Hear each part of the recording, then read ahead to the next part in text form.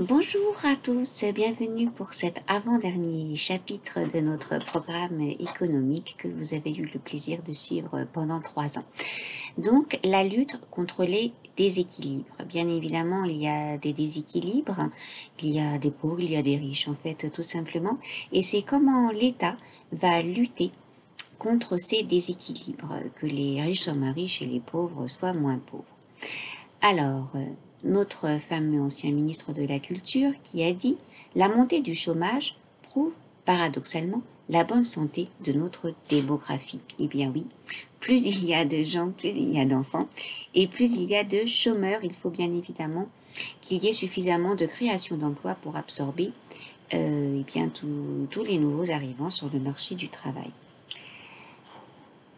Donc, les priorités du gouvernement en 2015, toujours isolées de ces vieux chiffres, selon les Français. Parmi les enjeux suivants, quelles devraient être les deux priorités du gouvernement pour l'année 2015? Les personnes pouvaient choisir deux choses: la création d'emplois, 67%, la baisse des impôts sur les ménages, 35%, ensuite la baisse des dépenses de l'État, la lutte contre l'échec scolaire, la compétitivité des entreprises, le fait qu'elles soient compétitives, la construction de logements, la transition énergétique, et ne se prononce pas.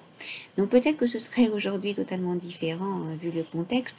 Néanmoins, la création d'emplois, je pense, serait toujours première. C'est peut-être la baisse d'impôts des ménages qui serait pas forcément deuxième aujourd'hui.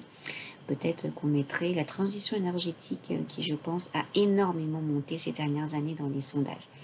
Mais la création d'emplois, c'est vraiment quand même toujours quelque chose qui est très importante depuis des années. Donc, comment comprendre et expliquer pourquoi ces chiffres? Eh bien, en fait, oui, vraiment, alors c'est un petit peu vieux, donc au niveau de 2015, mais effectivement, la création d'emplois, c'est quelque chose qui nous obnubile depuis des années et des années et des années.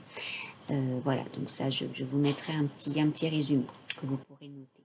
L'inflation, cause et conséquences pour les ménages. L'inflation représente une augmentation durable et généralisée des prix des biens et des services. C'est l'INSEE, Institut national de la statistique et des études économiques dont on a déjà parlé, qui détermine le taux d'inflation en France. Je vous rappelle ce fameux taux. Cet organisme utilise l'IPC, indice des prix à la consommation. Il s'agit d'observer les prix d'un certain nombre de produits et de services entre deux périodes de l'année. Donc on vous demande le taux d'inflation en 2013, qu'est-ce que ça veut dire?